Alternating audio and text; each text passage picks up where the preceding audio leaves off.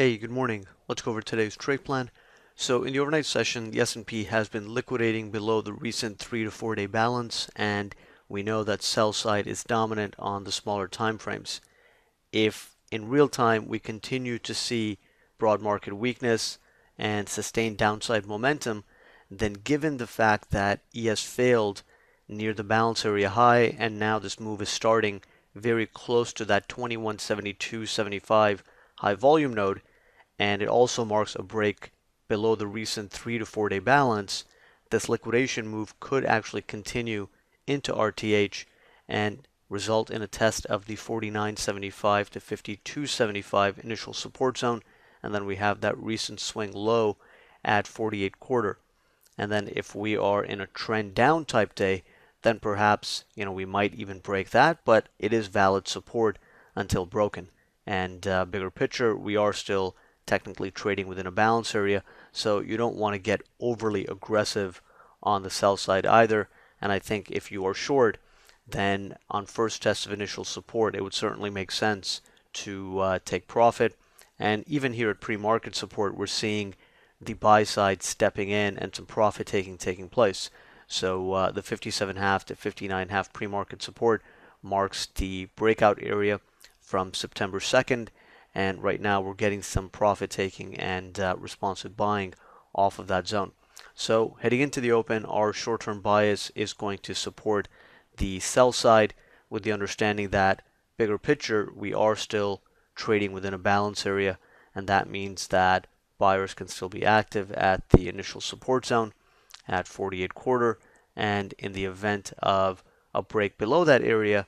at that point would be exhausting the range, so buyers can still step in at 42.5 to 45. On the upside, we have pre-market resistance at 64.75 to 66.75, and if the market is truly bearish at this point, then ES should hold below 64.75 to 66.75, and in the event that it does move higher, sellers can still defend and be active at 69 to 71. We have the overnight high at 71.75, and then the big high volume node at 72.75. So if this overnight session is indicative of more selling to come, then we should hold below the pre-market resistance zone. But in the event that we do get some more buying pressure off the open,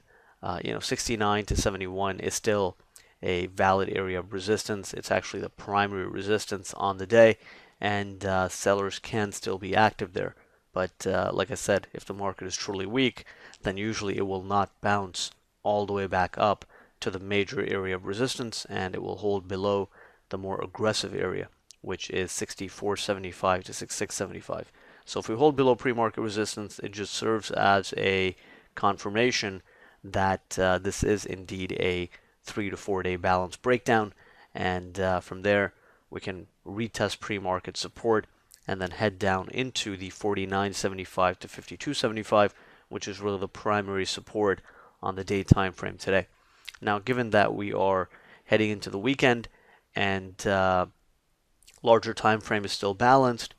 initial support can then attract responsive buyers, and at that point in time, perhaps we continue to balance within a range for the remainder of the day, unless things are excessively bearish, where a D line is just pegged at a very extreme negative value, perhaps around minus 1800, 2000, and the tick is just completely below zero,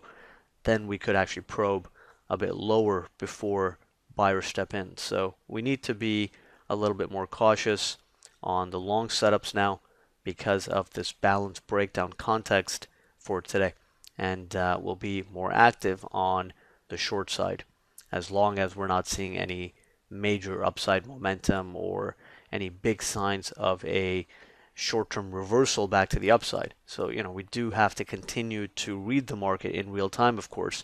but as long as we're not seeing any major buying come into the market, we're going to keep our focus on shorting moves back into the resistance zones, and then anticipating a break of 57.5 to 59.5 for a move down into the 49.75 to 52.75,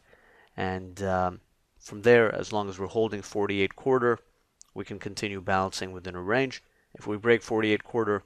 then 42 half to 45 would come into play, and that would still be an area where responsive buyers can be active. So those are the main thoughts heading into the open. Let's see if the sell side can maintain the control that we've seen here in the overnight session, and we'll take it from there.